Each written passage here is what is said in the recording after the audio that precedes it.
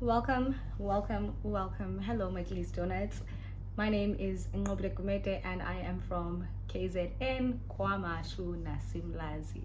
So today I'm here to do a just get to know you. How did you get to Vietnam? So I'm going to tell like a small story first before I can actually tell you how I got here. So there was this girl that we used to work with back in like 2015 or 2016. I can't recall the correct year. But what she said to us was just a game changer because we were working in a call center and Angela said, I'm resigning. Girl, you were resigning? She's like, yeah, I'm resigning. Like, why? And then she says, because I want to finish my degree and I want to go back to school. There's this opportunity called ESL. She explains the whole thing, like, and so now she wants to go teach in China and she is resigning. We're like, girl, back then it was not a thing to leave your work to go back to school, you know. And Abantaba Brave Jingai actually gave us the courage to actually work and study at the same time and also pursue this dream, right? So okay, here we are. I'm 29 years and it like from when I initially registered in varsity, that was like 2017. So I was doing it online via UNISA since I couldn't leave work. So I had to work and study at the same time. Superwoman, eh? Yeah, that's my other name. Call me that. So after that, after graduating, because I studied from 2017 until 2021. I don't want to blow my own horn, but yeah, record time girl. that's just me. But yeah, I ended up graduating. And while I was studying, I kept on telling my family that this is what I want to do, this is what I want to do, this is what I want to do. And all thanks to Angezwa, because if it wasn't for Angezwa, we wouldn't know, because people kept ESL and teaching abroad hush hush. Like, people didn't talk about it as much as people do now, you know. So we're thankful to those people who actually gave us the chance and gave us the information as videos on YouTube and videos on TikTok before we even started us ourselves as well, helping other people. So okay, what happened was I was working for Discovery, and after working for like for 5 years, I actually then decided about, okay, now I think now it's time for me to actually leave corporate and actually pursue my career in education. So I did that. So my first step was I did my application for my passport. I did everything online, paid, and then went to Home Affairs to actually get my fingerprints done. From there, I did my police clearance, which expired. Expired because I didn't get a job, so I had to do another one. So then I did my police clearance. From there, I then did TEFL certificate. Bought my hard copy because I had already done the certificate, but I needed to get the hard copy. So I did that. I got the hard copy. And then from there, what else did I do? Then I sent my degree to Sakwa for verification, got it back, then took all my documents and then I sent it. Oh no, I'm lying. I had to take my TEFL certificate to a notary, which is a lawyer. So what I did was I actually sent the lawyers a copy of my TEFL certificate, and then they actually helped me get the notary certificate. I then took it to High Court. Yeah. Then from a High Court, then gathered all those documents and then I sent them to DERCO. So okay, what I did was I applied. Guys, I didn't use any agency. I didn't use any recruiter. I didn't use nothing whatsoever. I applied by myself. I went online to Dave's ESL Cafe, and that's where I actually got the email address for the company that brought me to Vietnam. okay? So just to clear the air, I did not use any recruiters. You can hear my voice is funny, ne? I'm not 100%, and I think I'm gonna get flu. But now I think I'm gonna get flu. So now I have to take this shot now and again. I need to take this shot so that I can become better. And yeah, where was I? Just lost my trail of thought. My sana. My trail of thoughts. Oh, sana. So I then came to Vietnam with this company. I'm not gonna mention the name because I'm gonna tell you what happened. So yeah, so then I came with this company to Vietnam, and the company was legit because a friend of mine actually helped me once again, and gave me a contact of someone who was already in Vietnam from South Africa. So I did speak to that person, like they were also working for the company. So I had no issues in resigning at my company, and also I had no fear about and it's a scam job because I knew people who were already there. So yeah, and then oh sorry, I applied. After applying, I got my job, did the interview, I got my job in November. So November, December, we were gonna close for holidays. So we closed for holidays, and then when we came back in Jan, I submitted my resignation, served my notice, and then on the 3rd of Feb, I took a flight from South Africa. I packed my life in 2 suitcases, and I left. I left my family, I left my son, I left my loved ones, I left everything that I knew, and I came to a foreign country. And when I tell you that my first 2-3 months were not as shabby, you'd say I'd take my bags and go back home.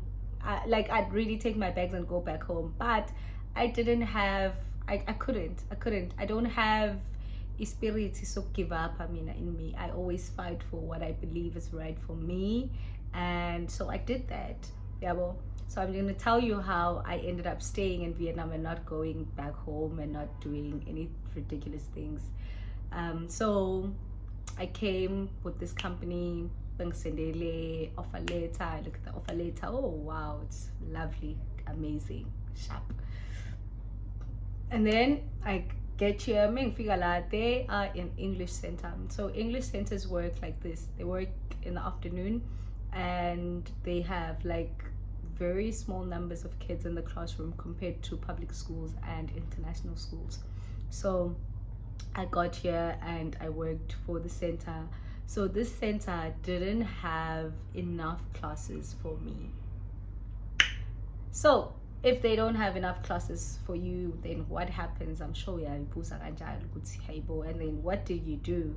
So I only worked twice a week, which was Saturday and Sunday. I don't work from Monday to Friday because there was no schedule. I almost lost my mind. Like I almost lost my mind, and I almost went back home. And then I went back to them. I'm like, guys, since you don't have a basic salary and you pay people with the hours that they worked, I've barely worked anything in this company ever since I got here. So what am I gonna get paid? Like, am I even gonna get paid, you know? So then they were like, no, sizokhokhela in. Immediately I knew from there, this is not the company for me. So what did I do? Because what's next? Hey, so before COVID started, right, I had initially applied in Vietnam, but they didn't take me because of COVID. Okay, so I still had the contact for that person, so I sent them an email. I'm like, yo, please help me, I need a job ASAP, you know. So then because my contract with the first company was full-time, they said I can't work in any other company, not unless I go part-time. I'm like, okay, cool, like let me just do part-time with you guys, because really you don't have a full schedule for me, and then I will work with this other company Monday to Friday full-time. They're like, okay, sharp. So then they draft a letter for me, and I do this whole moving thing. And the company that was actually supposed to do my visa, the day before visa is okay, guys, they sent an email. They're like, stop processing her visa, stop processing her work permit, stop processing everything. So I was left with an expiring visa in a foreign country, and I'm new, and I just started another job, and I'm just like, God, what in the name is this, you know? So then I spoke to a manager at Corner. I had a meeting. Did I just tell you the name of the company? Okay, so I had a meeting no muntu wakhona laphaya at that company, and then they actually said to me, no, we'll help you extend the visa for at least like a month, and then after a month, so that means my visa was going to expire at the end of April, like, right? So I was like, no, can we then do like a 3 months extension? They were like, okay, because we put you in this situation, I understand, we can help you. So then they did the extension for me, sharp. June came, I didn't go home. That's like summer break. I didn't go home. I had to go to Cambodia. I had to go out of the country because my visa had expired, and I went on a holiday to Cambodia. So I went to Cambodia for 2 weeks, stayed there, got my letter, invitation letter, did my new visa, came back to Ho Chi Minh City. Then I started working at that other company for the contact that I had. So ngafika khona, I started working in March, if I'm not mistaken. Yeah, March, April, May. Or May it was gonna close. So because at the end of May, then summer begins on the 1st of June. So it wasn't a really easy journey for me in Vietnam, but because my name is Ngobile, it means victory. And that's why I'm still here. So with this video, I'm just letting you know about how I got myself here and what I was doing before, and hopefully this video will help somebody else who's indecisive if they want to take the decision or not. It's not easy, I'm not gonna lie to you, it's not easy, but at the end of the day, you know why you came here. Just always remember your whys, like why did I go, why did I want to do this, and also remember again, you need to choose a country that you've done research for. And the research in unga, don't expect people, because Tina, when we're here, we'll show you all the good things.